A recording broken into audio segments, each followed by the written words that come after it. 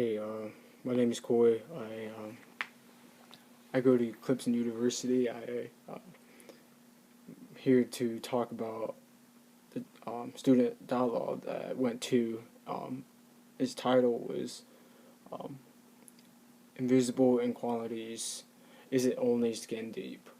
Um, and the first question that the answer is, do you feel your group achieved true dialogue? Why or why not? Um, I have to say yes, because everybody participated in the dialogue, and we all talked about our experiences with colorizing people, and it was pretty interesting. What comments and experience that everybody had, because some of the experiences uh, I experienced it, and or I agreed to it, or I saw. Um, let's see. There were active were there active voices in your dialogue? Please explain. Um, yes, there were active voices. There were a lot of them. Like the whole group were active. Yeah, because everybody else pretty much said like, "Oh yeah, that happened to me," or put their opinion into what they were talking about. Um, let's see. Were there more reserved voices in your dialogue? Please explain.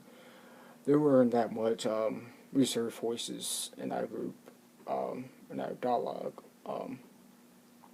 But I'll have to say that I was one of the reserved voices. I guess because I already had this conversation about categorizing people, and so I didn't really say much. I kind of saved my words for the at the end. Um, but yeah, my what role did you play in your group? Why? I basically listen and basically say, "Oh yeah, that happened to me," and nod in my head when somebody was talking about their experience. And I mean, we had some activities where the we had this chart filled out. It was just talking about ourselves, and we got in a group with another person and compared ourselves and talked about why this is important and everything. So um, um, it was pretty interesting. Just talk to other people. So um, let's see where I'm at. Why do you think dialogue is a component of CU 1000? Do you see dialogue as a useful tool in your university experience? I I find it useful because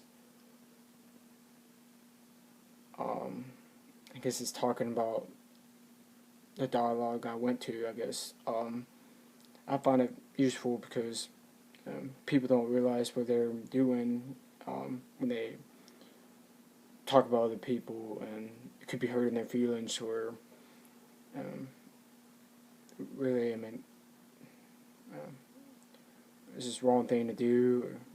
They first realized that when they were at the dialogue. I think that's why it was an important tool for all students.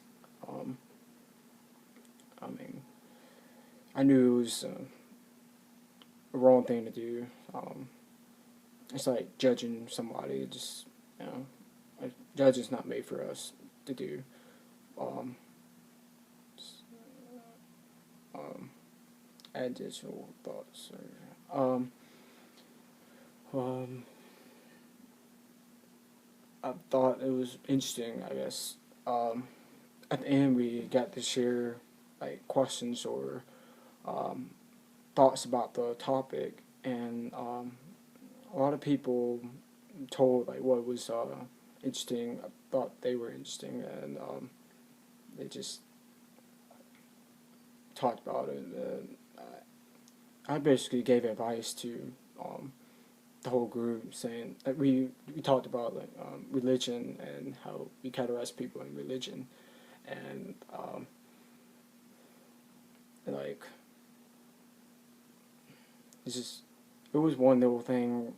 It's one person didn't really like what the other person said in the group, but yeah, um, again, people don't really think before what they're going to say, or like for example, like one person said, like was talking about religion and called this person a Jesus freak, and I mean, in my head, I'm like, man, I mean, I don't care if you call me Jesus freak because I'm glad to be a Jesus freak. It's it didn't really bother me, but this one person in the group was like